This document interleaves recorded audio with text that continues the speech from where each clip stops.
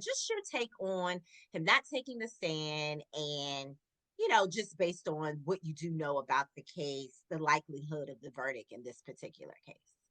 I don't know very much about the details of the case, but I will say that the issue of the defendant taking the stand, not taking the stand is something that a lot of people struggle with because, of course, even jurors, even when they're admonished that, hey, you can't hold this against a defendant who chooses not to take the stand, people want to hear from the defendant themselves. And so there's always this feeling that there's something to hide if you're innocent, that you would willingly take the stand and testify. And as being a criminal defense attorney, I would never ever put my client, even if they wanted to, I of course have to do what they want to do, but I'd advise them against it because there are so many other things that can go wrong. You can be 100% innocent, but if you Okay. take the stand and say you get defensive or say you start Okay. sweating because you're nervous or say all these factors point to guilt, they can look like a person is guilty. And so there are so many other reasons why you don't take the stand.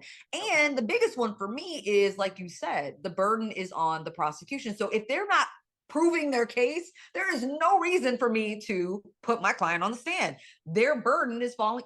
They haven't met it. So what is the point in putting my client on? So as far as Rihanna, there was somebody who was saying, I think before the trial started, whether she was going to be in the pews or not, if she was going to be in the courtroom.